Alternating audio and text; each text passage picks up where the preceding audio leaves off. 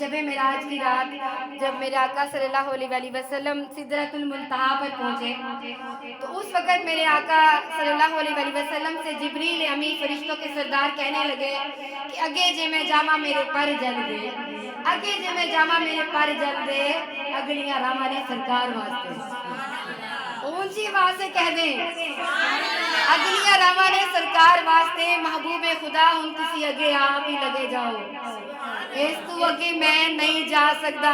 کون کہہ رہا؟ جڑا فرشتیاں دا سردار جبریل امی وہ عرض کر رہے ہیں کہ یا رسول اللہ صلی اللہ علیہ وسلم اس تو اگے میں نہیں جا سکتا، تسی اگے آپ ہی چلے جاؤ۔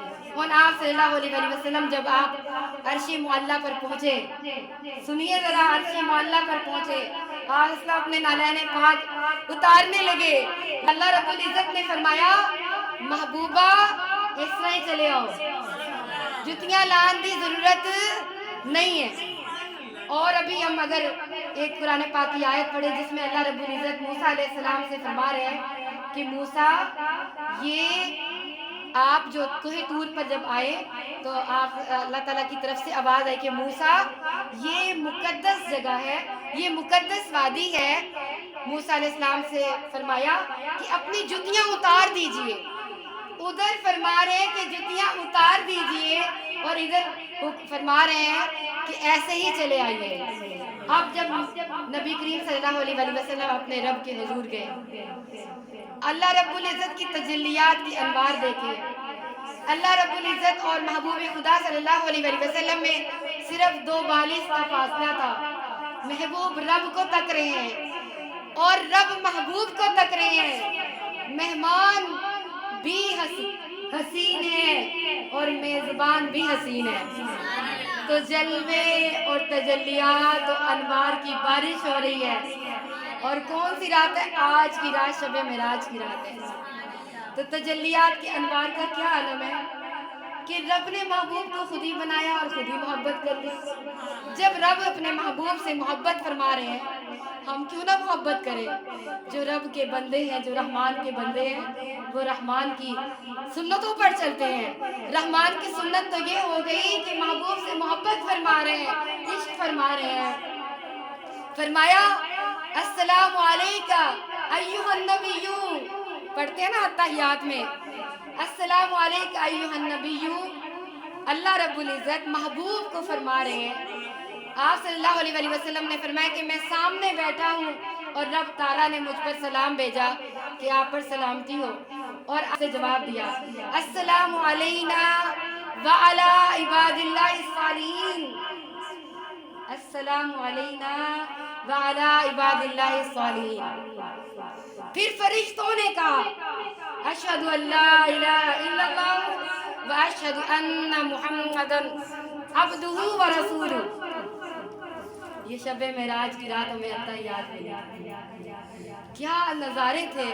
میرے آقا صلی اللہ علیہ وسلم نے فرمایا کہ جو بھی میری امت میں نماز پڑھے گا، میرے راستے پر چلے گا، اس کی تو ہوگا السلام علینا وعلی عباد اللہ الصالحین، یعنی کہ صالحین کی طرف سے۔ اللہ تعالیٰ آج کی رات، اچھا کیا ہوا کہ شب معراج کی رات ہے، رب محبوب کو تک رہے ہیں، محبوب رب کو تک رہے ہیں۔ اب رب تعالیٰ نے جب مہمان کو بلایا تو وہ کوئی تحفہ دینا چاہتے ہیں۔ تحفہ کیا دے دیں؟ کیا سونے چاندی جواہرات بلڈنگز محلات دے دیں؟ کیسے دے دے کہ رب تعالیٰ نے پوری کائنات اپنے محبوب کی ہتھیلی پر سرسوں کی مانند دکھا دی، تو کیا کوئی اپنے محبوب کو، اتنے پیارے مہمان کو، ایک سرسوں کا دانہ گفٹ کرے گا؟ نہیں۔ پوری کائنات میں جو سب سے قیمتی شے تھی وہ تھی نماز۔ شب معراج کی رات اللہ رب العزت نے اپنے محبوب کو کیا عطا فرمایا؟ نماز۔ 50 نمازیں عطا کر دی۔ آسمان کی طرف آ رہے ہیں، جب نیچے 50 نمازیں لے کر آ رہے ہیں، پھر واپس بھیجا گیا، میں قصہ مختصر کرنا چاہتی ہوں، واپس بھیجا گیا کہ نمازیں کم کروائیں، پھر دوبارہ بھیجا واپس نمازیں کم کروائیں، آخر 5 نمازیں رہ گئی۔ پھر حضرت موسیٰ علیہ السلام نے پھر فرمایا کہ جائیں نمازیں کم کروائیں، تو آپ اسلام نے فرمایا کہ نہیں، اب بس اتنی کافی ہیں۔ اب حضرت موسیٰ علیہ السلام کی کیا لاجک تھی، محمد مصطفیٰ صلی اللہ علیہ وسلم کو بار بار بھیجتے تھے، کیونکہ موسیٰ علیہ السلام کی جو طلب تھی کہ رب کا دیدار کرنا چاہتے تھے. تو آپ سورہ بقرہ کی آیات پڑھیں جس میں موسیٰ علیہ السلام کا واقعہ ملتا ہے کہ اللہ تعالیٰ مجھے اپنا دیدار کرا دے. ربا مینو اپنا دیدار کرا دے. رب فرماتا ہے کہ موسیٰ یہ جو آپ کی آنکھیں برداشت نہ کر سکیں گی، میری تجلیات کے انوار کو یہ تاب نہ لا سکیں گی، اور یہ مطلب دنیاوی آنکھ جو ہے. تو پھر ضد کی اللہ تعالیٰ دکھا دے. اللہ رب العزت نے اپنی ذرا سی تجلی پہاڑ پر کی، جو پہاڑ تھا وہ جل کر راکھ ہو گیا، اور جو ریفلیکٹ ہو کر تجلی حضرت موسیٰ علیہ السلام کی آنکھوں میں پڑی تو موسیٰ علیہ السلام غش کھا کے گر پڑے. 10 دن بے ہوش رہے، آنکھوں کا نور چلا گیا. یعنی اللہ کی تجلیات کو برداشت نہ کر سکے کون؟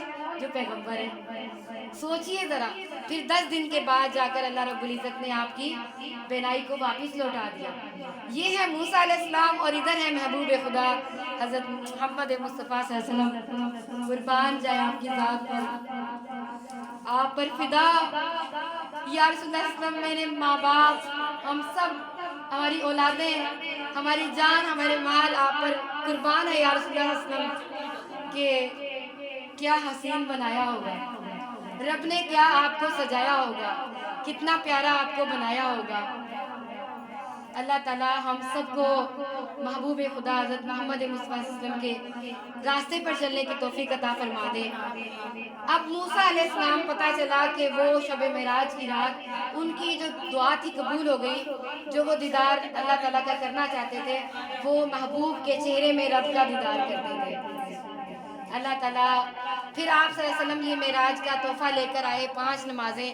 اللہ تعالیٰ ہمیں ہماری اولادوں کو یہ 5 نمازیں قائم کرنے کی توفیق عطا فرمائے.